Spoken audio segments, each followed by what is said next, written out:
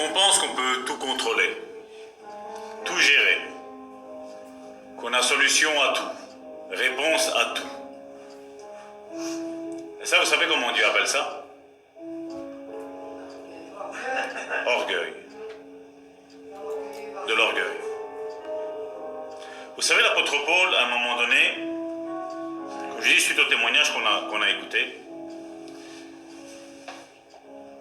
on pourrait trouver toutes sortes d'excuses pour ne rien faire. Toutes sortes d'excuses pour dire pourquoi dire des témoignages, on pourrait aller les voir. Ça, on pourrait trouver tant d'excuses pour ne plus rien faire. Mais regardez ce que Jésus a fait. Chaque fois qu'il faisait une guérison, qu'est-ce qu'il disait? Va te montrer au sacrificateur. Va donner ce qui est dû au sacrificateur. Parce que ce que je suis en train de faire dans ta vie, ça va leur servir de témoignage contre eux. Et aujourd'hui, bien souvent, sous une fausse humilité, on dit non, il faut se taire, il faut rien dire, c'est de l'orgueil. Non. L'orgueil, c'est aussi quand Dieu fait quelque chose, c'est de se taire. L'apôtre Paul dit dans 1 Corinthiens chapitre 3, à partir du verset 6, il dit « J'ai planté, Apollos a arrosé. » Et il dit « Mais Dieu a fait croître. » Et il dit après une chose importante, il dit « En sorte que ce n'est pas celui qui plante qui est quelque chose, ni celui qui arrose, mais Dieu qui fait croître. » Et c'est ce qu'on doit voir. Il y aurait tant de choses où on pourrait trouver, Karine et moi, des excuses, de dire non. Parce que je crois que des fois on n'imagine pas le temps que ça prend. Je crois que pour faire une vidéo, Karine et moi, nous mettons plus ou moins une bonne demi-heure, 20 minutes, l'enregistrement. Puis nous devons travailler le son, puis nous devons travailler l'image, puis nous devons finaliser le tout. Je parle pour une journée, celle que vous écoutez, une journée. Et puis on la met en ligne. Et c'est vrai que si Karine et moi on serait partis, mais de toute façon ces gens qui écoutent, la plupart on ne les connaît pas. À quoi bon? Mais vous savez, c'est vrai que peut-être on ne les connaît pas. Moi je ne pense pas comme ça, je vais vous dire sincèrement. Je ne pense pas comme ça. Peut-être c'est vrai qu'on ne les connaît pas. Mais Dieu nous a dit qu'il nous connaissait avant la fondation du monde. Quand j'ai rencontré Karine,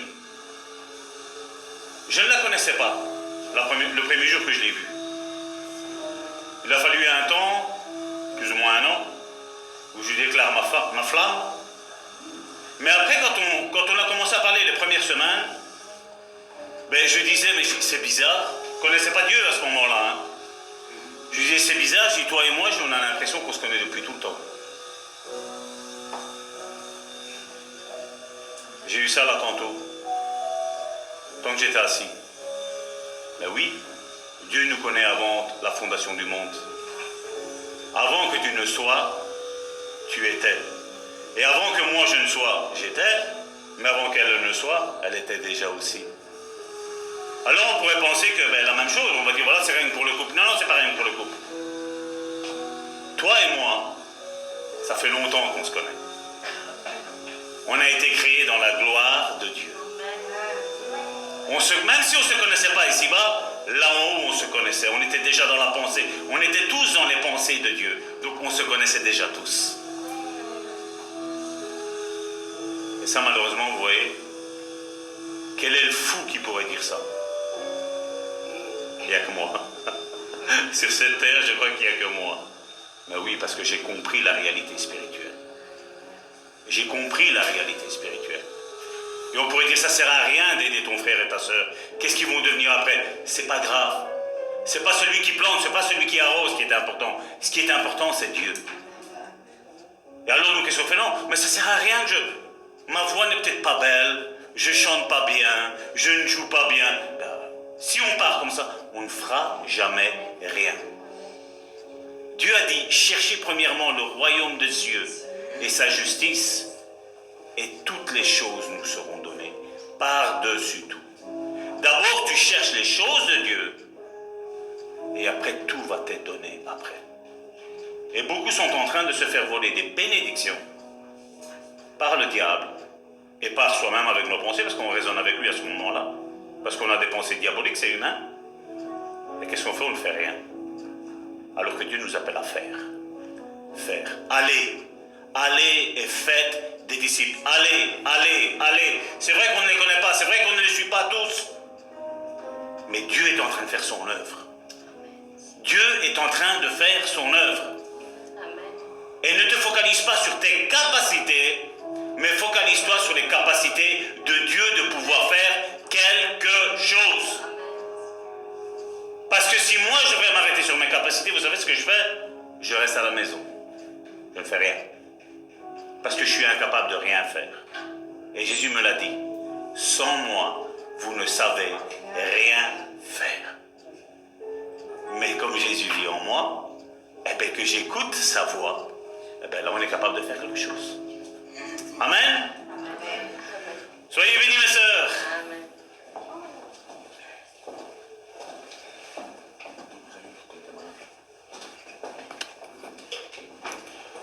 Bon, vous savez, quand Jésus a guéri, vous pouvez aller le chercher dans la parole de Dieu, quand Jésus a guéri à travers une délivrance le possédé de Gadara, vous savez celui qui avait 1000 légions en lui, la Bible nous précise que cet homme a dit à Jésus, après qu'il ait été délivré, il a dit, laisse-moi que je vienne avec toi. Et vous savez qu'est-ce que Jésus lui a dit? Non. Va dans la ville maintenant, va dans ta ville et va raconter tout ce que le Seigneur a fait pour toi. L'église d'aujourd'hui, qu'est-ce qu'elle aurait fait? Attends, viens ici. Viens. Entre à l'église. Dis ce que Dieu a fait à travers Salvatore. Dis. Après, tu rentres dans l'église, tu restes 20 ans assis, parce que maintenant il faut te former, formation de disciple. Il faut te former. Et après, va faire le ministère. Jésus a fait exactement le contraire. Alors que le type était possédé, Dieu le délivre. Il dit, va raconter. Il ne lui a pas dit, va à l'école biblique. Il ne lui a pas dit, viens avec moi et je vais t'apprendre. Il a dit, va. Va. Parce que comme cette personne-là n'était plus possédée, qui est-ce qui agissait? L'Esprit de Dieu. L'Esprit de Dieu avait pris la place, et ce n'était plus la capacité et la faculté de la personne qui allait parler, mais c'était l'Esprit Saint qui allait parler. Et malheureusement, on minimise. Je suis timide, je ne sais pas aligner deux paroles, j'ai pas étudié, j'ai pas fait ci, j'ai pas fait là. Et pendant ce temps-là, l'ennemi rigole. Parce que Dieu sait qu'il a mis des capacités en toi. Et qu'avec les petites capacités que toi tu appelles petites, Dieu peut faire de grandes choses. Mais quand l'ennemi réussit à te faire rester assis, qui est-ce qui a gagné? Le diable. N'oubliez pas une chose que je dis assez souvent. Quand vous êtes dans la joie, le diable pleure. Et quand vous pleurez, le diable rigole. Ça ne dépend que de toi, pas de Dieu. Ça ne dépend que de toi. Si Dieu rigole, si tu rigoles, ou si tu pleures, mais la même chose du côté du camp de l'ennemi. Ça ne dépend que de toi si le diable rigole ou si le diable pleure. Amen. Nous allons voir et nous allons continuer. Merci. Donc maintenant, toujours dans le domaine spirituel. Donc nous allons voir maintenant l'esprit humain régénéré. Vous vous rappelez la nouvelle naissance qu'on fait les jeudis? L'esprit humain régénéré, donc la nouvelle naissance,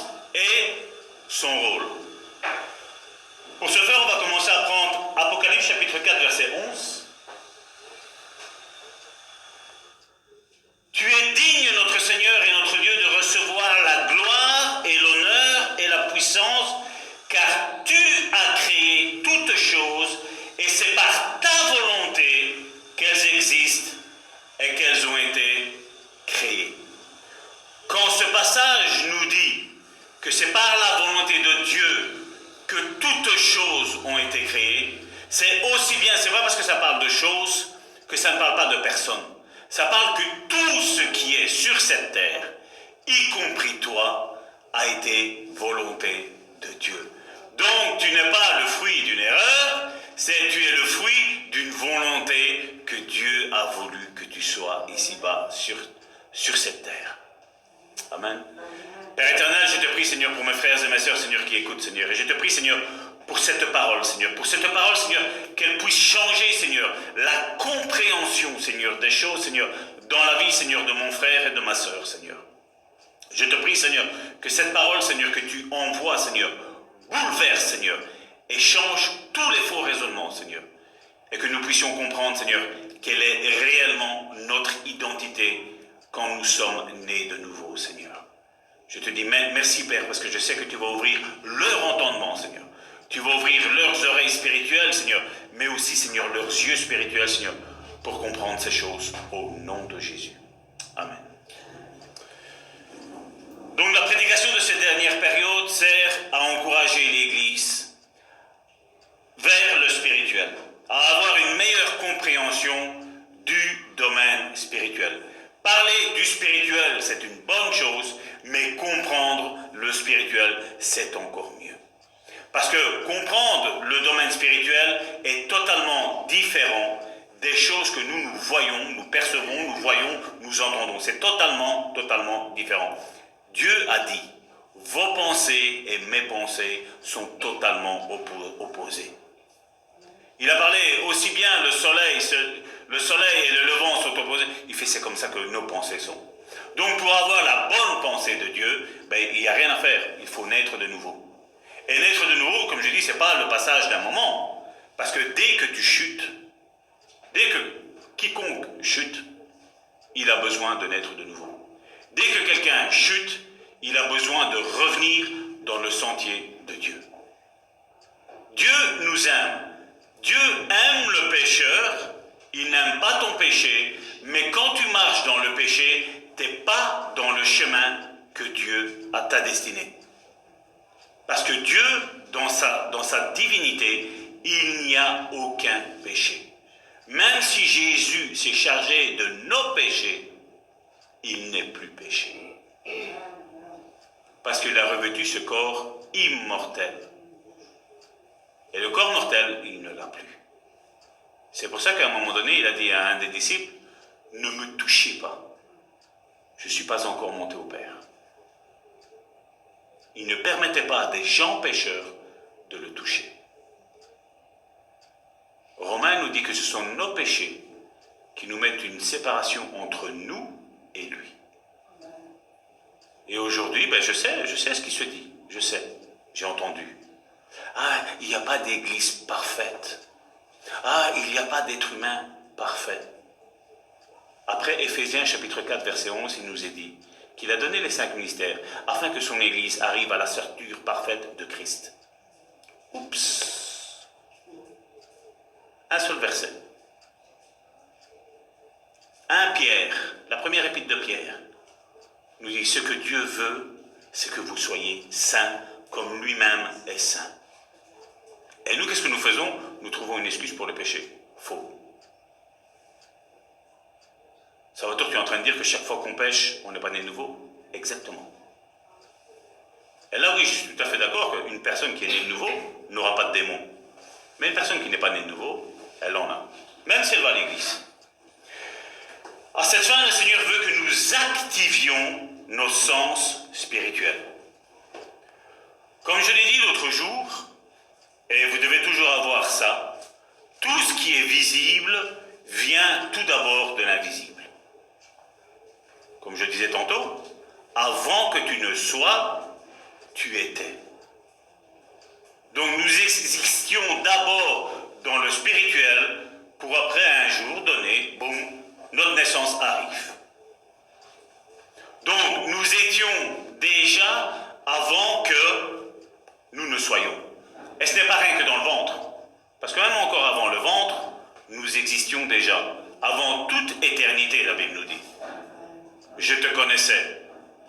tu étais mien, tu m'appartenais, déjà avant toute éternité. Et nous, aujourd'hui, nous avons nos raisonnements humains. Hein? Ne vous laissez pas distraire par tous les bruits qu'il y a. Restez focalisés ici. Ce qui est dehors, on s'en fiche. On aura tout le temps d'y être dehors après. Et donc, comme je dis, les sens que nous avons, la vue, l'ouïe, l'odorat, le toucher, tout ça, avant, ça existe. Ça existe. Dans le spirituel. Dans le spirituel, il y a l'oreille spirituelle, il y a la vue spirituelle, il y a le toucher spirituel, il y a le goût spirituel, il y a l'odorat spirituel, il y a tout ça avant. La vue et l'odeur, dans le domaine spirituel, ça s'appelle le discernement des esprits. Alors aujourd'hui, quand il y en a certains qui me disent « Non, mais j'ai le discernement des esprits. Hein. » Mais qu'après on est copain-copain avec l'homme charnel. Je ne parle pas de l'homme naturel, je parle de l'homme charnel. Je préfère 100 fois qu'on soit ami avec l'homme naturel, donc la personne qui ne connaît pas Dieu, qu'avec une personne qui connaît Dieu et qui marche dans une vie de débauché. Ça, c'est l'homme naturel, ça. Parce que l'homme naturel est censé savoir ce qui est bien et ce qui n'est pas bien.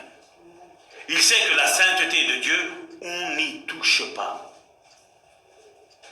Pour preuve, quand Jésus s'est chargé de nos péchés à la croix, qu'est-ce que Dieu a fait par rapport à Jésus? Jésus qui voyait le spirituel a dit « Père, pourquoi m'as-tu abandonné ?» Jésus, là, tu as la preuve qu'il s'est chargé de tes péchés, de mes péchés. Dieu ne pouvait même plus regarder son propre fils, son vis-à-vis, moi j'appelle. Il ne pouvait même plus le regarder. Et Jésus a ressenti ce manque. Un instant, Dieu s'est tourné, le temps qu'il rende l'esprit, mais ce bref instant, Jésus l'a perçu comme un abandon direct. Comment ça se fait que certains chrétiens arrivent à rester longtemps sans aller auprès de Dieu? Jésus était réellement né de nouveau. C'est là qu'on nous montre quand on est né de nouveau. C'est là. Certains rigolent quand je dis la manière dont tu aimes l'Église me démontre que tu es né de nouveau. Moi, il y a des personnes qui m'envoient des messages, je les montre à Karine. Elle me dit, comme je désirais être avec vous. Et après, moi, je suis étonné, c'est qu'on sait venir et on ne vient pas. Je me dis, mais comment? Comme je dis, c'est pas un reproche. C'est pas un reproche. Mais comme je dis, comment je peux me permettre? Comment je peux me dire, non, j'ai pas envie d'aller à l'église. Mais toute ta vie dépend de Dieu. La Bible nous parle que la maison de Dieu, c'est là où Dieu a déposé la bénédiction. Et non seulement la bénédiction, mais il précise la bénédiction en abondance.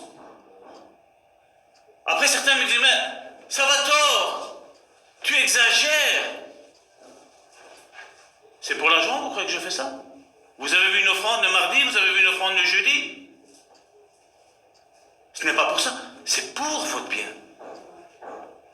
Si on a envie de croître, si on a envie d'être proche dans les choses de Dieu, d'abord c'est le spirituel. C'est quoi le spirituel? C'est l'Église. Et puis le charnel, ben oui, chacun d'entre nous, nous sommes l'Église. Mais si d'abord je ne me réunis pas avec mes frères et mes sœurs, je ne peux pas dire que je suis l'Église. Je suis désolé. Je ne peux pas dire que je suis le temple de Dieu. Non, je ne peux pas le dire.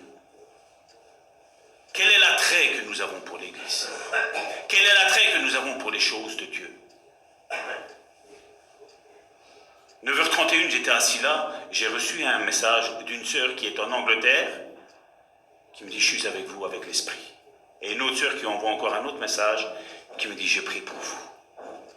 c'est des personnes, des frères et des sœurs qui ont envie d'être avec nous, qui désirent être ici dans la louange en train de louer, qui désirent être ici, être bénis, partager le pain ensemble avec nous. Nous, on se voit, on se touche, on sait se parler. Et des fois, je cherche après vous et je ne vous trouve pas dans l'église.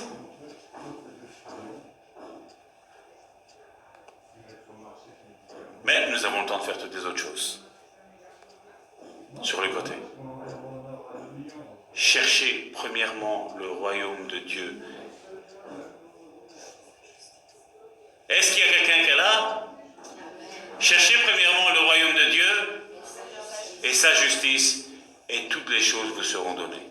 Et après on dit, mais Seigneur, pourquoi tu ne réponds pas? Cherchez premièrement le royaume de Dieu et sa justice, et toutes les choses vous seront données par-dessus tout. Voilà. Il sait faire bien au-delà de tout ce que nous pensons ou imaginons. Et quand je vois, comme je dis, qu'un fidèle d'une église, à la limite, n'ait pas envie d'une église, je comprends. Mais quand je vois des directeurs, moi je les appelle directeurs, ou des fonctionnaires, qui n'ont pas envie d'aller à l'église, ou que là maintenant on ferme les églises,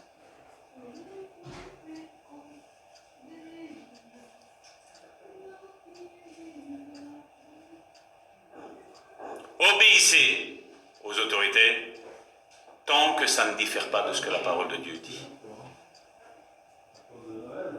Et Dieu sait le désir qu'il y a dans mon cœur de faire, et que je dois même me taire.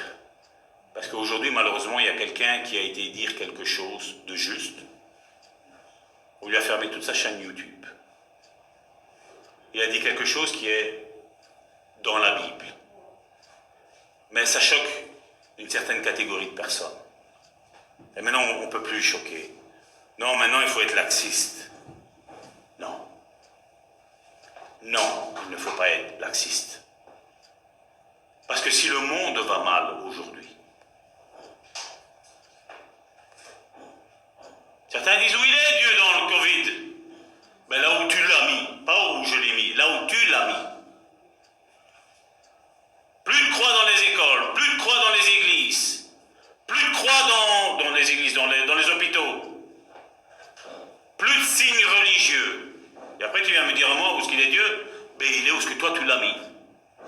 Et t'as beau crier, Dieu ne te répondra pas. Mais seulement moi je sais que quand je demande, je reçois. Parce que quiconque frappe, il ouvre. Quiconque demande, il donne. Il répond. Et quand il ne répond pas, on doit se poser des questions. Quel est l'état de ma vie? Mais c'est facile de dire, ouais, mais t'as prié pour moi, mais il ne s'est rien passé. Non, mais ta foi, elle est où? Ta consécration, elle est où, ta consécration? Parce qu'aujourd'hui, on a facile, hein. On fait tout ce qui nous passe par la tête. Bon, de toute façon, si au cas où ça ne va pas, après, le pasteur, Karine, l'église va prier pour moi. Non. Non. Moi, ça m'est arrivé. Une fois, je me rappelle qu'on faisait des réunions de prière, je vais dire, où on priait les uns pour les autres. Et à un moment donné, le monsieur qui faisait le chef d'orchestre de cette église-là me dit, va prier pour celui-là. Va voir un petit peu qu'est-ce que Dieu te dit.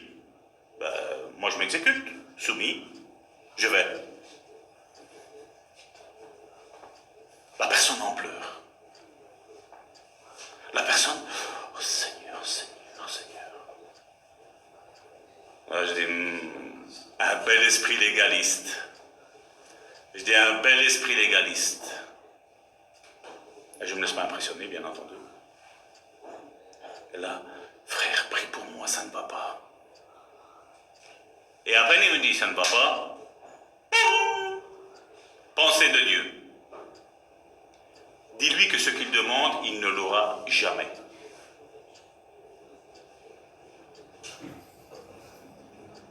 Oh frère, Dieu va te donner tout ce que tu veux. Non.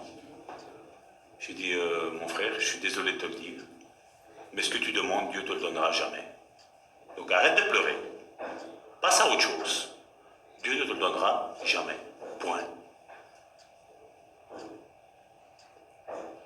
Ah, je sais que quand tu parles comme ça t'attire pas la gloire, hein. Là, les gens, ils ont envie de te lancer des tomates, les pots de fleurs et tout ce qui s'ensuit. Hein. Mais Dieu n'est pas dans le sentimentalisme. Dieu n'y est pas. Si tu as besoin de quelque chose, Dieu va te le donner. Mais si c'est quelque chose pour te faire perdre, il ne te le donnera jamais. Et Dieu est capable de tout te retirer. Mais crois-moi bien, quand il retire, ça fait très très mal. Ça fait très très mal. Parce que bien souvent, vous savez, quand Dieu nous donne quelque chose, ouais, Dieu m'a donné une belle maison, hein. Oh, la femme qu'il m'a donnée, elle est terrible. En plus, elle est canon, elle est chic, elle est tchac. Mais après, quand Dieu retire, commence à retirer,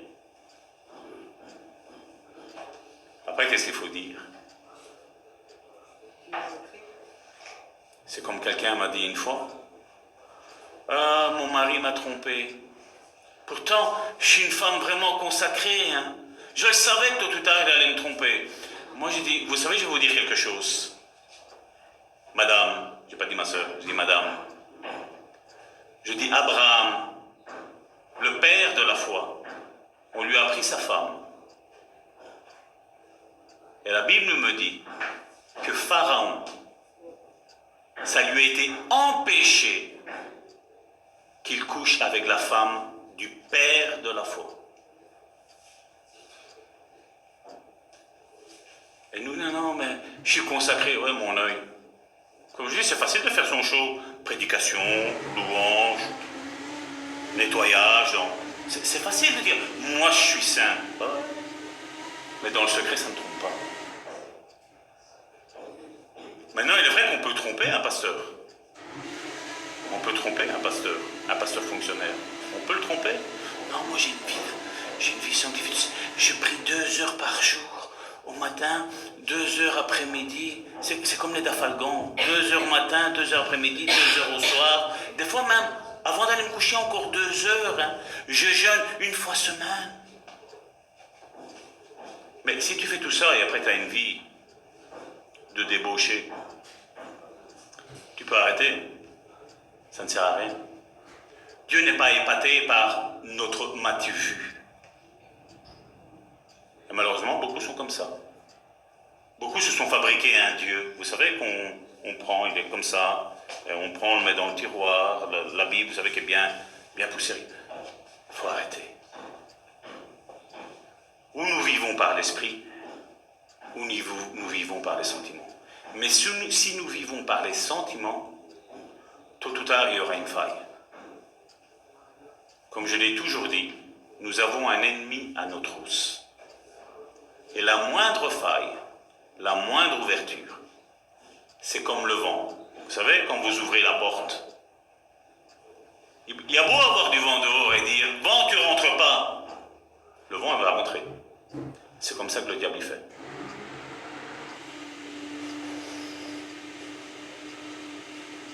Et donc Dieu veut réveiller nos sens spirituels, avant tout. Aujourd'hui, il est vrai que cette maladie du Covid a fait perdre le goût à certains, mais dans le monde spirituel, il n'y a pas de Covid. C'est vrai qu'il y a un cancer spirituel, cancer de ne pas aller à l'église, de ne pas lire sa parole, de ne pas avoir d'intimité avec Dieu, de tomber inlassablement dans le péché. Ça, ce sont des cancers, ça. On a besoin d'une bonne chimio, c'est le Saint-Esprit qui vienne réveiller tout ça. Parce que Dieu n'a pas envie de nous faire souffrir. Le but de Dieu, c'est que nous jouissions de notre vie. Pleinement. C'est ce que Jésus nous a dit dans Jean chapitre 10, verset 10. Je suis venu afin que mes brebis aient la vie en abondance. Mais avant, il dit que le diable, il est venu pour tuer, égorger, détruire. Donc ça dépend de qui on va vouloir choisir, de qu'est-ce qu'on a envie de faire. Joël chapitre 2, verset 28, à partir du verset 28, nous dit « Après cela, je répandrai mon esprit sur toute chair. » Retenez ça. Après cela, je répandrai mon esprit sur toute chair. Vos fils et vos filles prophétiseront. Vos vieillards auront des songes et vos jeunes gens des visions, même sur les serviteurs et sur les servantes, donc ceux qui sont esclaves. Peut-être mardi, quand j'ai dit que le baptême du Saint-Esprit, même que tu es en train de pécher, tu peux le recevoir, c'est ce qu'il dit. Même sur vos servantes et serviteurs, ceux qui sont dans l'esclavage, Dieu répand son esprit. Dans un but de quoi? De revenir à la conversion, de dire, mais Dieu est tellement bon. Parce que je suis en train de salir sa sainteté, mais malgré ça, il me donne quand même son esprit, il me donne quand même son baptême du Saint-Esprit. Il me donne des paroles pour l'un et pour l'autre. Dans quel but à votre avis? Afin que nous comprenions que Dieu est réellement bon et qu'il a envie que nous arrêtons nos péchés. Notre indifférence vis-à-vis de notre frère, de notre sœur, de notre Église, de tout ce qu'il y a à faire au sein de l'Église. Dans ces jours-là, je répandrai mon esprit.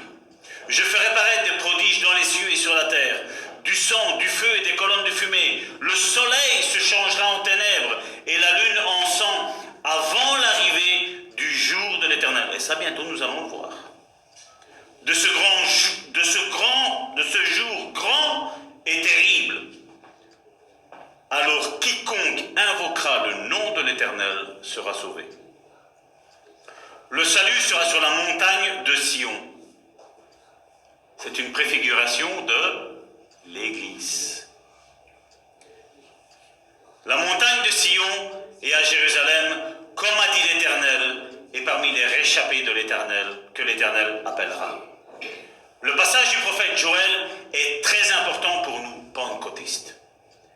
Parce que quand on dit que Dieu répandra son esprit sur toute chair, il déclare implicitement que les gens seront remplis du Saint-Esprit qui parleront de nouvelles langues, mais qu'ils parleront aussi à travers les prophéties, à travers les dons que Dieu a donnés dans 1 Corinthiens chapitre 12.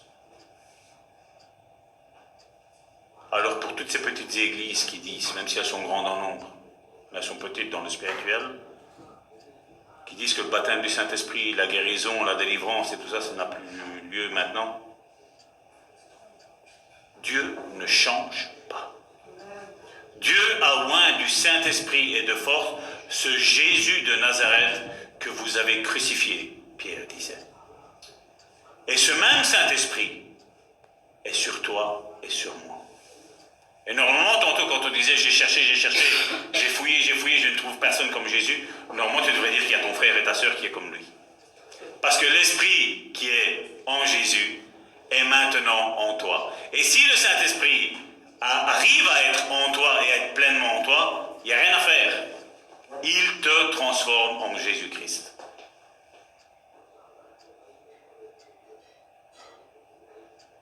Si le Saint-Esprit qui est sur Jésus est en toi, il te transforme en Jésus-Christ.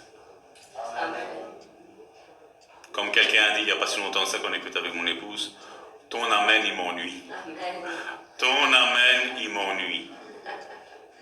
Si le Saint-Esprit qui était sur Jésus est sur toi, tu es identique à Jésus-Christ. Amen. Non, ton amen il m'ennuie encore. Non, tantôt quand vous avez chanté, vous avez crié plus fort que ça. Donc si le Saint-Esprit qui était sur Jésus maintenant est en toi, il te transfigure, il se calque à toi et c'est plus toi que je vois le Saint-Esprit. Amen. Ah, c'est légèrement mieux. Hein. On recommence? Non, on va arrêter, on va avancer. Mais vous avez compris hein, que plus personne ne me dit non, moi je ne suis pas comme Jésus. Quand tu me dis moi je ne suis pas comme Jésus, vous savez qu'est-ce que je vais penser? C'est que tu as une vie pécheresse. Voilà, c'est tout. Je ne veux rien savoir. C'est ce que je penserai de ta vie, mon frère, ma soeur. Parce que si le Saint-Esprit est en toi, le Saint-Esprit te convainc de péché, de justice et de jugement. Il sait ce que tu peux faire et ce que tu ne peux pas faire. Donc, est-ce que Jésus, maintenant, il est calqué sur toi? Amen. L'apôtre Paul le dit, quand on se regarde dans un miroir maintenant, on se voit à visage découvert. Et nous disons, non, mais Jésus. Arrêtons. Ça, c'est l'esprit aussi légalisme. L'esprit religieux. On va faire beaucoup de délivrance ici. Hein? Ah là là là là. Donc, une des premières choses, je ne dis pas que c'est une règle, comme je dis, voilà, c'est une des choses que Dieu fait, c'est ce qu'il fait, c'est qu'il ouvre d'abord l'oreille spirituelle, pour après ensuite ouvrir la vue spirituelle. Parce que beaucoup ont entendu, hier, Christina nous a fait écouter un témoignage, où la personne a entendu Jésus qui lui parlait, et après, dans sa chambre, elle a vu Jésus. Donc ça, c'est quand tu rentres dans le spirituel, quand il y a une nouvelle naissance qui se produit assez rapidement dans la vie de la personne, parce que la personne est disposée à dire, maintenant, Seigneur, j'étais dans l'erreur, tout ce que tu me dis de faire, je le ferai, point. Et Dieu dit, ça je ne veux plus, automatiquement tu t'actives. Pas avec tes propres forces, mais avec ses forces à lui. Donc d'abord il va nous ouvrir les oreilles pour entendre sa voix, puis il nous ouvrira la vision, et puis les autres sens commenceront. Parce que si tu imagines que Dieu t'ouvre quelque part les yeux spirituels et commence à te montrer tous les démons qu'il y a sur la planète Terre, je crois que c'est fini. Hein. On ne sort plus. Hein. Parce qu'ils sont en grand nombre. Et la Bible nous dit que dans les derniers temps, on m'a dit qu'on était dans les derniers temps. Il dit qu'il y aura une activité démoniaque sans pareil. Et je crois qu'on commence à percevoir ce qui se passe. Et donc on le voit que ce revêtement du Saint-Esprit n'est pas une promesse faite à quelques-uns. Parce que qu'est-ce qu'il nous disait dans Joël chapitre 2 ? Je répandrai mon esprit sur toute chair. Est-ce qu'il a dit qu'il répandra son esprit rien que sur les pasteurs, sur les apôtres, sur les prophètes, sur les évangélistes, sur les docteurs ? Non. Il a dit, je répandrai mon esprit sur toute chair. Vos fils et vos filles auront des songes.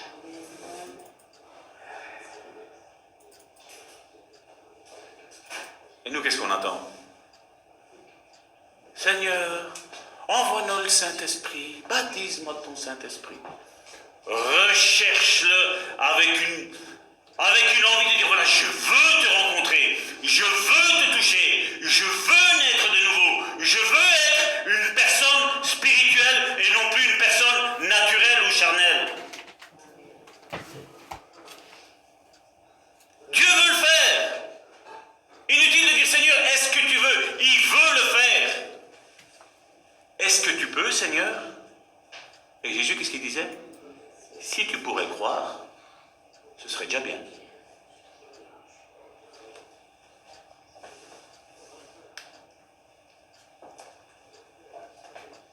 Jésus n'est pas venu seulement pour nous pardonner nos péchés, pour nous sauver et pour nous donner un avenir. Il n'est pas venu que pour ça.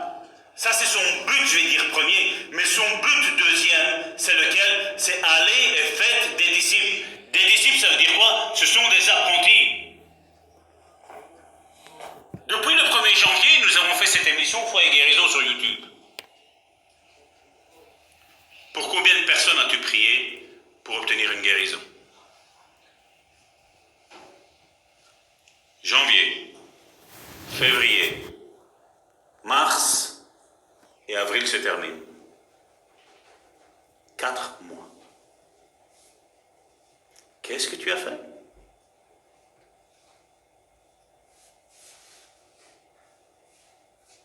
Ah, j'ai prié pour une personne, elle a donné sa vie à Jésus. Ouais. Et janvier, février, mars, avril.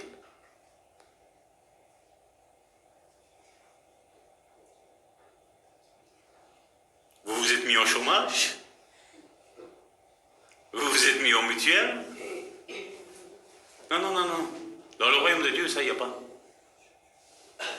Dans le royaume de Dieu, même un homme âgé et une femme âgée ont su enfanter Isaac.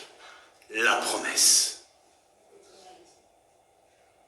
Son corps était usé. Et malgré ça,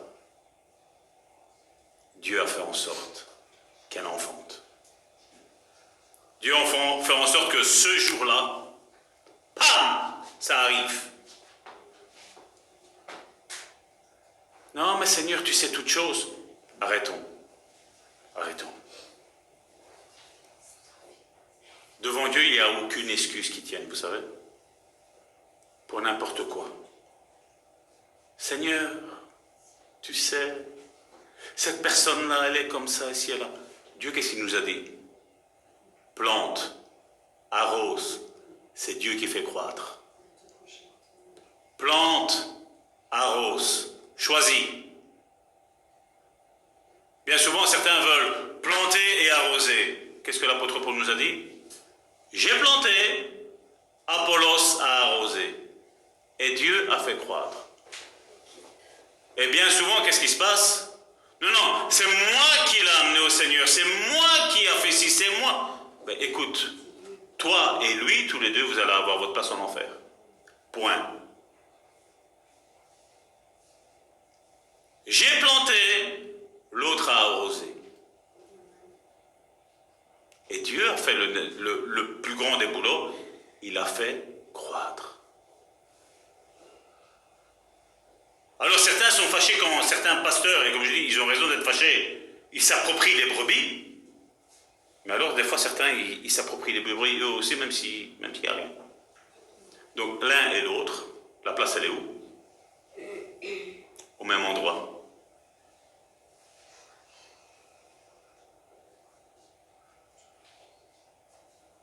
Comme je dis, on est presque à 66 000, c'est ça maintenant, d'abonnés? 67 000 abonnés? Ben c'est vrai que 67 000 personnes, on ne sait pas s'en occuper. Hein. C'est vrai. Hein. Mais ce qui compte, c'est quoi? Soit planter, soit arroser. Dieu, c'est ce qu'il nous demande de faire. Le reste, c'est lui qui le fait. C'est lui qui fait les choses. Et nous essayons de planter, d'arroser et même de faire croître. On est en train de lutter contre Dieu, j'ai l'impression. Dieu est venu faire une nouvelle création. Après, comme je dis, après nous avoir pardonné de nos péchés, après nous avoir sauvés, après nous avoir donné un avenir, il a fait de nous une nouvelle création. Un nouvel esprit qui était déjà préparé là en haut. Tu as fait ta vie, toi et moi, nous avons fait notre vie comme il voulait, mais à partir du moment où nous avons dit, Seigneur, maintenant je veux vivre selon tes préceptes. Maintenant je te donne ma vie. Ce n'est plus ma vie, mais c'est ta vie. Ce n'est plus moi qui vis, mais c'est Christ qui vit en moi. Qui est-ce ici que Christ vit en lui? Non, il n'y a pas de... Qui est-ce qui Christ vit en lui?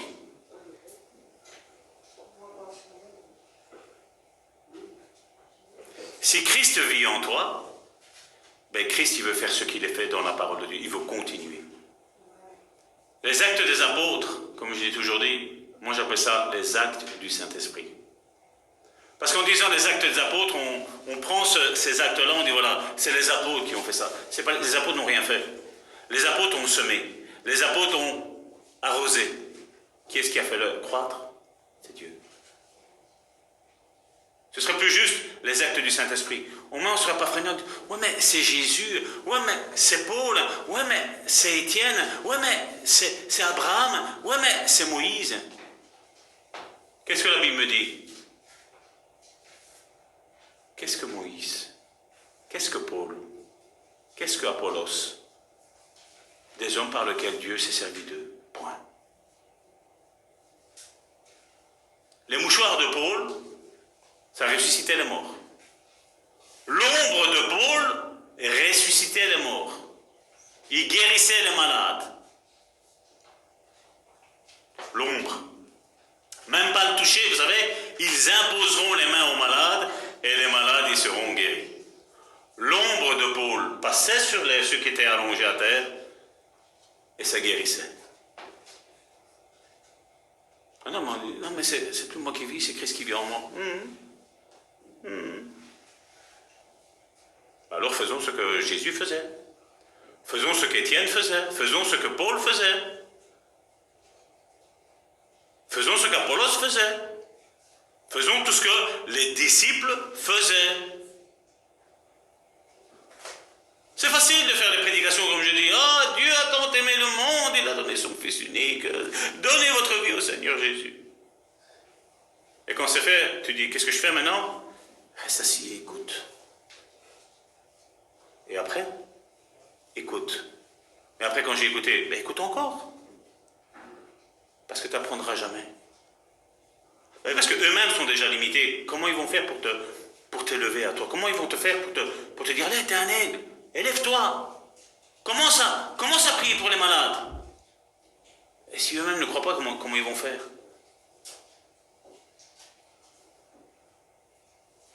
Quand tu te regardes dans la glace au matin, tu ne te dis pas, qu'est-ce que Dieu, tu vas faire avec moi aujourd'hui? Tu vas mettre qui devant aujourd'hui? Qui je vais aller guérir aujourd'hui? Qui a besoin d'une parole d'encouragement? Pour qui, Seigneur, je dois prier? C'est facile, hein, on reçoit un message, prie pour moi. Et alors nous, oh Seigneur, je te prie pour un... Mais tu es sûr que tu dois prier pour elle? Est-ce que tu as demandé à Dieu que tu dois prier pour cette personne-là? Parce qu'il y en a, ils vont te faire perdre du temps aussi. Hein. Je vous l'ai déjà raconté. Hein. Pasteur, prie pour moi. Et quand j'ai voulu commencer à prier, ça te dit, non, ne prie pas pour elle. Oh. Pourquoi, Seigneur? Parce qu'elle-même ne prie pas pour elle. Sonne-lui et demande-lui si c'est vrai, ça va tort. Je téléphone, ma soeur, il faut prier pour toi. Oui, qu'est-ce qui se passe là? Tous les problèmes. Tu pries pour toi? Non, j'ai pas le temps parce que je travaille. Ah. Et moi, je dois prendre le temps pour toi. Toi, tu pries pas pour toi? Et moi, je vais prendre le temps pour toi. Sincèrement, vous trouvez ça honnête? D'abord, prie pour toi. Et après, si le Saint-Esprit te fait ressentir que tu dois demander à quelqu'un d'autre, le Saint-Esprit, je ne parle pas de nos émotions. Le Saint-Esprit te fait ressentir, mais tu demandes.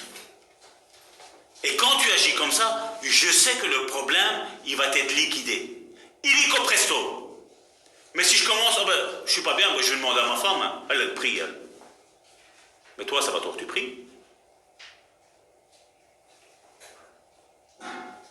C'est ce qu'il faut se poser comme question. Comme je dis, des fois, nous avons les prières religieuses, vous savez. Seigneur, tu sais, je vis ça, on me fait subir ça, ici, patati, patata. Et après?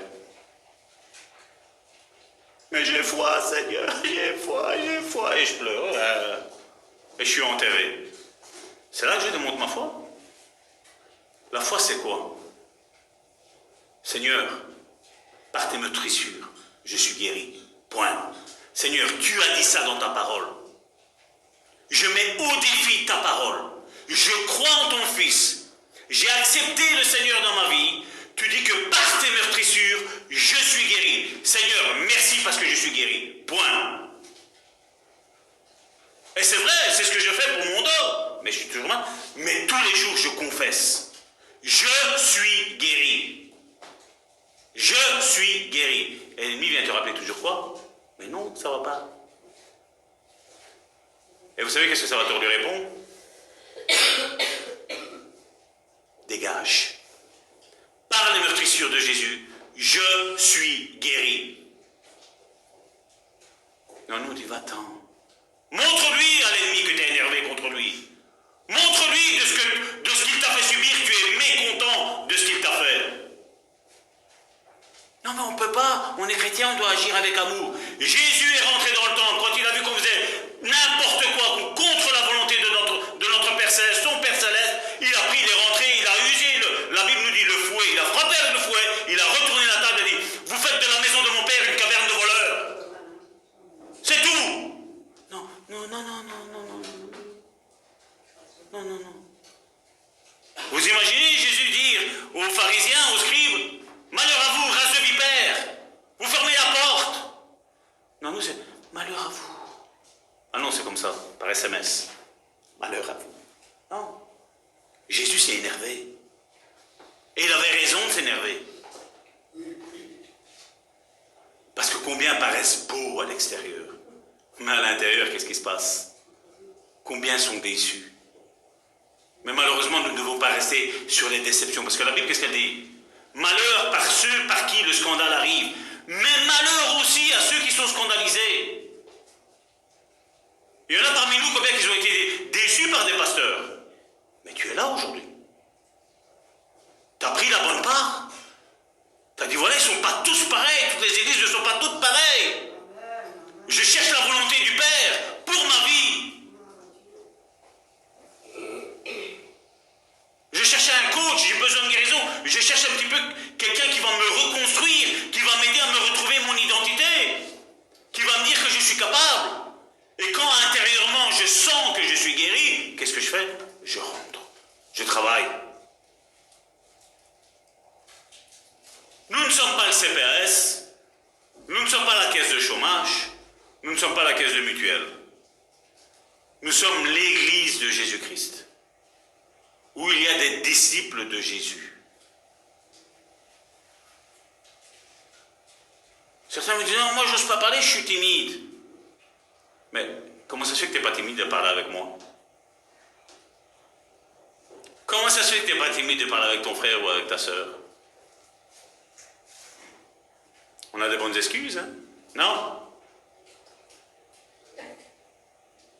Qu'est-ce que la Bible elle nous dit? Ouvre ta bouche et Dieu dit, je la remplirai. L'apôtre Paul a dit, malheur à moi si je n'évangélise pas. Il avait un boulot d'apôtre. Et il dit, malheur à moi si je n'évangélise pas.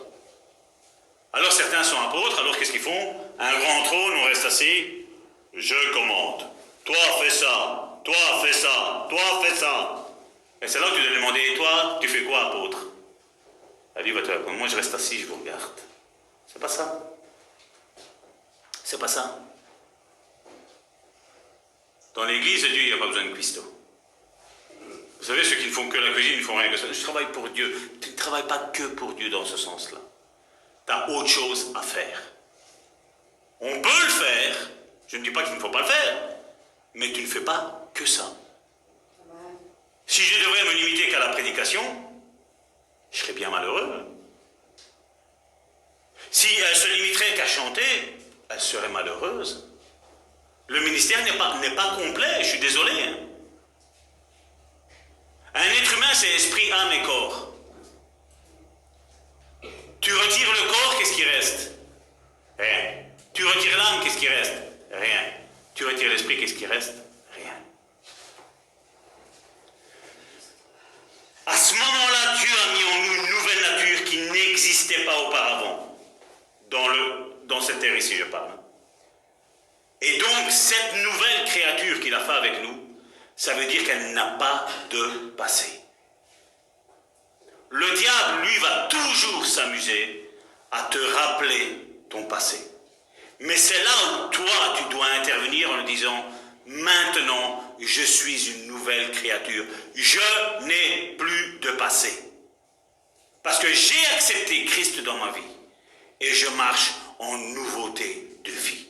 Je n'ai plus de passé. Je n'ai plus de blessures. Je n'en ai plus. J'ai monté maintenant dans le niveau spirituel. Et maintenant, tout ça, je n'ai plus. Amen. Il y en a qu'un qui est OK avec moi. Amen. Ton amen m'ennuie. Amen. Tu n'as plus de passé. Amen. Tu n'as plus de passé. Amen. Regarde ton voisin et dis-lui, tu n'as plus de passé. Regarde ton autre voisin et dis-lui, tu n'as plus de passé. Maintenant, regarde ton voisin encore et dis-lui, je n'ai plus de passé, moi non plus. Je n'en ai plus. Je suis une nouvelle créature. Qui se rappelle quand il était dans le ventre de sa mère? Qui a dit moi? Ouais, et dis-moi qu'est-ce qui s'est passé? Grande Qu'est-ce qui s'est passé? Ben, on ne se rappelle plus, c'est la même chose. Quand on est de nouveau, on ne se rappelle plus. On était dans le ventre de Dieu le Père et il nous a expulsés avec son esprit.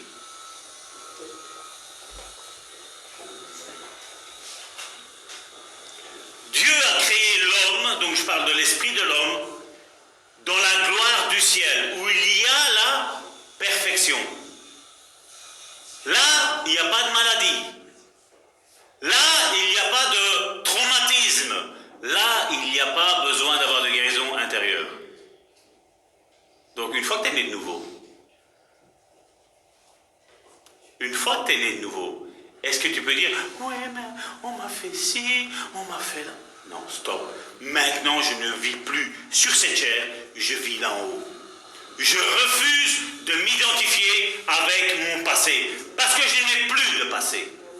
Maintenant, toute chose a été faite nouvelle dans ma vie. Je suis une nouvelle création.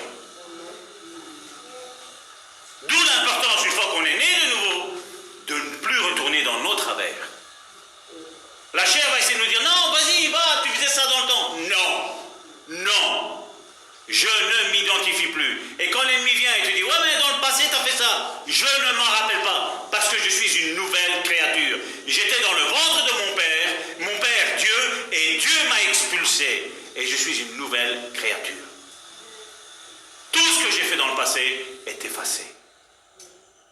D'où après l'importance, comme je dis, de l'Église, de travailler toutes ces saletés, toutes ces scories qu'on a fait dans le passé, dans le corps, pour nettoyer tout ça. Alors quand certains viennent me dire qu'on n'a pas besoin de relation d'aide, on n'a pas besoin de cure d'âme, on n'a pas besoin de délivrance, je doute, mais pas un tout petit peu, je doute énormément, je doute.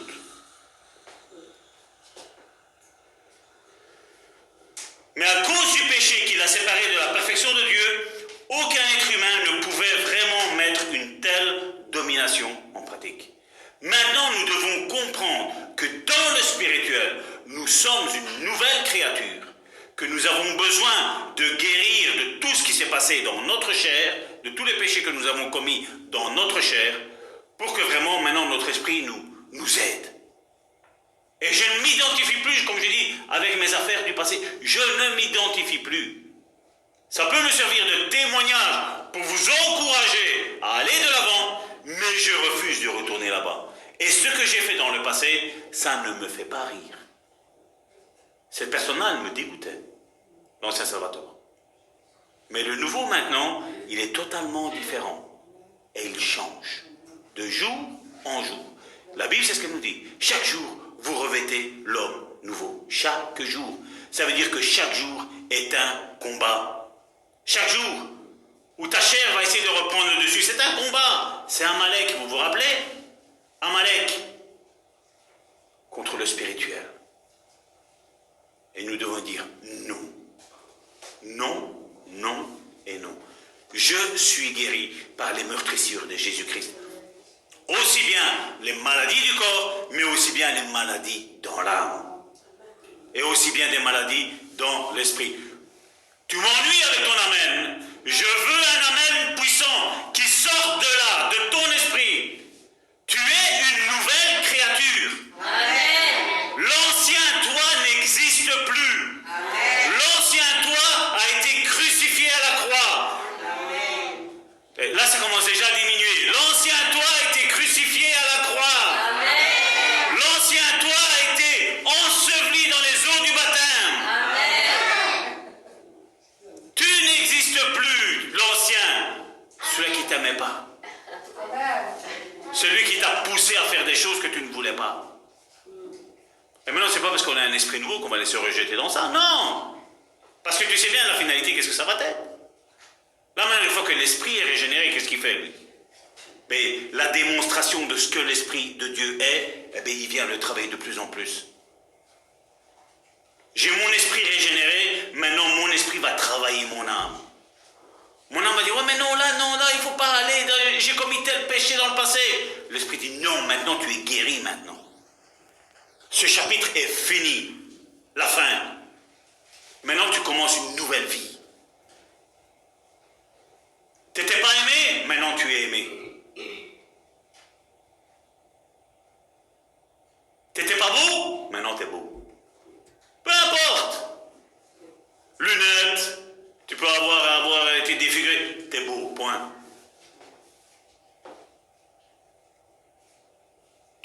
ce corps-là, quand tu vas être là en haut, tu vas avoir un corps glorifié, merveilleux. Tu sais, quand tu étais bien jeune, bien élancé, tout musclé, tout, on va être comme ça, sans fond de teint.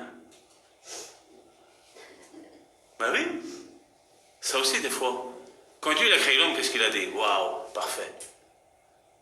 Quand après il a fait endormir Adam et qu'il a retiré Ève de sa côte, qu'est-ce qu'il a dit?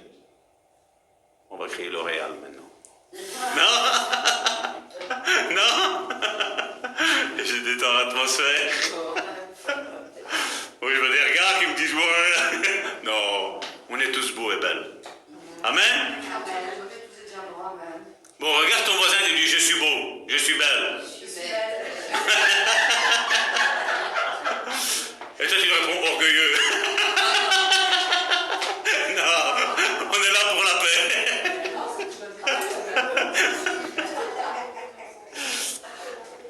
Lorsque Dieu a soufflé dans l'homme son souffle, donc dans l'hébreu c'est roua, hein, donc c'est l'hébreu c'est roua, donc ça veut dire souffle. Et dans le Nouveau Testament, quand on parle de ce souffle-là qui vient, le Saint-Esprit qui vient, là il nous parle du pneuma. C'est comme les pneumatiques, l'air. Vous voyez, l'air qu'il y a dedans. Donc, et ces deux termes signifient la même chose. Ça veut dire souffle, vent, esprit. Y compris l'esprit humain. Ça a été la même chose. Donc, c'est ça que, comme je dis, des fois, quand on dit, ah oui, il faut souffler lors de délivrance, parce qu'on n'aime pas le spectacle, il faut ça du beau samaritain, ben c'est ça. Les mauvais esprits sont un souffle. Quand j'ai parlé avec certains qui ont œuvré dans le domaine spirituel du mauvais côté, ils le disent. Hein. À un moment donné, j'ai senti un vent froid, glacial, c'est rentré en moi. C'est ce qui arrive. Mais aujourd'hui, l'église, qu'est-ce qu'elle fait? On dort. Non, non, tu as accepté le Seigneur dans ta vie? Tout est ancien, tout est nouveau. Ouais, et quand est-ce que le nettoyage a été fait? Je vais le dire et je vais le répéter assez souvent. Pierre, après 3 ans et demi, Jésus lui dit, quand tu seras converti, paie mes brebis. On ne se convertit pas du jour au lendemain. C'est un processus. La sanctification est un processus. La foi, c'est un processus. Tu commences à travailler, à œuvrer dans le domaine du rhume, que ton enfant est là, que ton voisin est là, tu pries, tu vois que ça guérit, ben ça va. Maintenant, le rhume, il est passé, ben maintenant, on va attaquer quelque chose d'un petit peu plus grand. Et tu grandis comme ça. Non, nous, aujourd'hui, on a tellement d'orgueilleux. Non, non, emmène-moi tous ceux qui ont un cancer, je vais prier pour eux. T'as déjà commencé à guérir un rhume? Non, ben commence par le rhume. Et après, on pourra parler du cancer. Et ça, on voit quand il y a ces esprits, comme je dis, toujours orgueilleux. Commence tout doucement. Quand tu as accepté le Seigneur, toutes choses sont devenues nouvelles. Maintenant, on a reçu l'Esprit de Dieu. L'Esprit de Dieu, il connaît toute la parole de Dieu, n'est-ce pas? Quand tu as accepté le Seigneur, est-ce que tu connaissais la Bible par cœur? Non. Qu'est-ce que tu as fait? Tu as œuvré. Tu as commencé à lire. L'Esprit, qu'est-ce qu'il a fait? Ben, il a commencé à se remplir du Saint-Esprit, de la parole. C'est comme si tu as, dans ceux qui sont en informatique et qui savent bien, tu as un disque dur qui est vierge. Il n'y a rien écrit dessus. Tu lis la parole, qu'est-ce qui se passe? Le Saint-Esprit, il écrit. Tu viens au culte, le Saint-Esprit, il écrit. Et bien souvent, comme je dis, on peut changer d'église, c'est pas un souci. Mais le problème, c'est si le disque dur, c'est le même que comme il y avait dans l'autre, qu'est-ce qui va se passer? Ben, rien. On a besoin de certaines choses, les effacer. Certaines choses qu'on nous a apprises, qui sont totalement fausses. Et c'est ce que Jésus disait aux pharisiens, repentez-vous. Et nous, on a associé la repentance qu'au péché seulement. Non. Premièrement, la repentance, c'est tous nos raisonnements que nous sommes faits. Premièrement. Et après, ça vient les péchés. Et malheureusement, on a fait tout le contraire, l'Église encore aujourd'hui. Repentance, péché. Non. Repentance de nos raisonnements. Mais Seigneur, tes disciples, ils ne jeûnent pas, ils ne se sont même pas lavé les mains, c'est quoi ça? Jésus leur a dit pour les calmer, ils jeûneront après quand l'époux ne sera plus là. Et quelque part, Jésus est en train de leur dire, retournez à Ésaïe 58. Voici le jeûne qui plaît à l'Éternel. Détachez les liens de la méchanceté. Le jour où vous ne mangez pas, et c'est là, vous croyez que je suis heureux? Non, je ne suis pas heureux. Mais il faut au contraire, partage ton pain. Celui qui est nu là, donne-lui des vêtements. Ça, c'est le jeûne qui plaît à l'Éternel, Ésaïe 58 nous dit. Et nous, aujourd'hui, qu'est-ce qu'on fait? Non, on va se priver. Église Le Bon Samaritain, 40 jours de jeûne, de prière, publicité, Facebook, ici et là. Alors que Jésus l'a dit, quand tu fais un jeûne, tais-toi, que ça reste entre ton Père et toi, que personne ne sache. Vas-y, lave ton visage, parfume-toi, ne montre pas que tu es en train de jeûner, ne sonne pas de la trompette. Mais le religieux, qu'est-ce qu'il fait? Il le fait. Alors, c'est écrit, et Dieu, qu'est-ce qu'il fait? Mais il permet que, dans leur folie, on se manifeste là. Et Dieu dit, ça ne vient pas contredire ce que Jésus a dit? Si, c'est tout. Tu sais qui appartient à qui? Point. Elle nous dit, non, mais non, il ne faut pas juger. Si, il faut juger, parce que Jésus l'a dit. Si Jésus dit une chose et les autres font une autre chose, qu'est-ce qu'il faut faire? Il faut dénoncer ces choses-là. C'est ce que Paul le dit. L'apôtre Paul va même jusqu'à dire, il faut leur fermer la bouche. Et nous, qu'est-ce qu'on dit? Non, il ne faut pas juger, il ne faut pas critiquer, non, il ne faut pas. Lisez ce que Paul a dit. Qu'est-ce que Jésus a fait avec les pharisiens? Non, ça va continuer ainsi, non, ça va aller. Non, il leur a dit. Vous n'entrez pas, vous, dans le royaume de Dieu, vous ne faites même pas rentrer ceux qui veulent y rentrer. Vous parcourez toute la terre et tout pour faire un comme vous, et puis quand il est devenu comme vous le faites devenir encore pire que vous encore. Est-ce qu'il n'était pas en train de critiquer et de juger, Jésus, là? Ben oui, il est en train de juger et critiquer. Mais est-ce que c'était une critique et un jugement contraire comme on parle aujourd'hui? Non. C'était une vérité, c'est ce qu'il faisait. Il dit dehors, là, il fait, vous allongez vos franges et tout ça pour montrer votre autorité, mais vous n'avez aucune autorité. Dieu ne vous connaît même pas. Jésus va même leur dire, vous avez pour père le diable. Nous, on dit, non, il ne faut pas dire ça, ça va tort. Non, mais Jésus l'a dit. Et être disciple de Jésus, ça veut dire quoi? C'est être comme Jésus. Ce que Jésus a dit, nous, on dit. Ce que Jésus a fait, nous, on fait. Je suis disciple.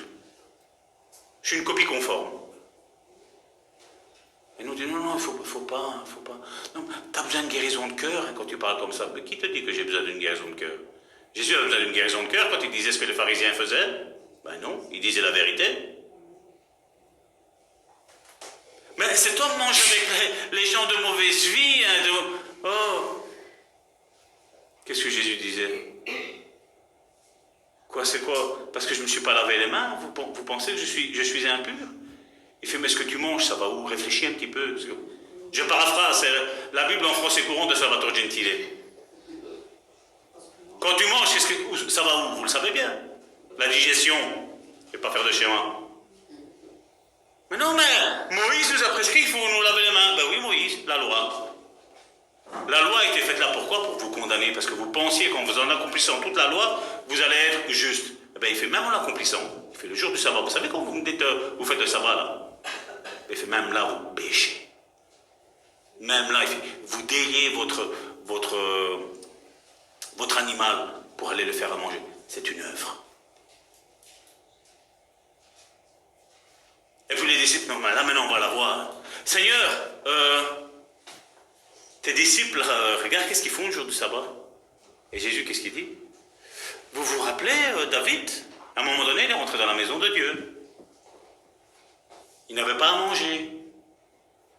Ils sont rentrés, parce que là, il y avait les disciples, ils avaient commencé à prendre des épis qui étaient dans les jardins, et ils étaient en train de manger les épis qui ne leur appartenaient pas. Comment on appelle, nous, ça? Du vol. Et Jésus dit, vous savez quand David est rentré dans la maison de Dieu? Il est rentré avec ses serviteurs, et ils ont mangé les pains de proposition qui ne leur étaient pas permis, parce que c'était permis seulement aux sacrificateurs de le manger. Il dit, et Dieu ne leur a pas imputé ce péché. Pour les pharisiens, c'était mieux qu'ils crevaient de faim, qu'ils mouraient à terre, que d'aller là, il va manger, de manger. Et Jésus vient et dit, ils ont mangé, ils ont rentré, ça ne leur était pas permis. Ils ont mangé et ils n'ont été commis aucun péché.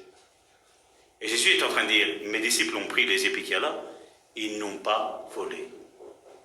C'était pas dans le but de revendre, c'était pas dans le but de satisfaire leur chair, non, ils avaient faim, ils ont mangé ce qu'ils ont trouvé, point. Tu peux pas faire ci, tu peux pas faire là, vous vous rappelez? Là, ils appelaient ça un vol, eux. Et Jésus leur dit, c'est pas un vol.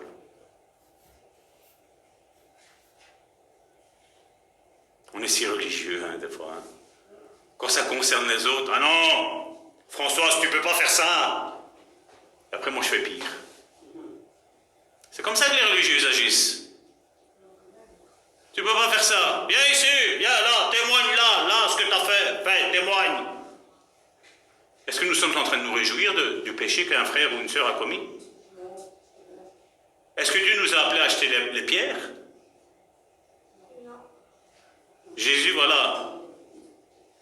Est-ce que je peux avoir un amen? Amen. Non, ton amen, il m'ennuie encore. Un bon amen. Amen. Ce que Dieu veut, c'est que nous nous fassions grâce les uns les autres. Amen. Que nous nous gracions. Nous ne sommes pas là pour, aimer le péché. Nous ne sommes pas là pour ça. Mais nous sommes là pour dire à notre frère et à notre sœur, peu importe ce que tu as commis, il y a toujours une voie, il y a toujours une échappatoire dans ta vie. Je ne suis pas là pour te condamner. Regarde ton frère et ta sœur et dis-lui, je ne suis pas là pour te condamner. Je ne suis pas là pour te juger. Mais je suis là pour t'aimer, pour t'honorer, pour t'élever, pour te glorifier, mon frère, ma sœur. J'ai vu que j'ai été trop vite. Voilà. Nous sommes là pour nous entraider dans les difficultés de la vie. Et pas pour nous entasser. C'est ça l'Église. C'est ça le corps de Christ. À l'image de Jésus quand Pierre l'a trompé, quand Pierre l'a renié. Il était en train de pêcher, et la Bible nous dit que Jésus était sur la plage déjà en train de cuire du poisson. Sans filet de pêche, sans bateau. Il avait déjà en train de préparer, il a dit, on va faire la fête, on va se réjouir, mes amis. On va faire la fête. L'église est un endroit de fête.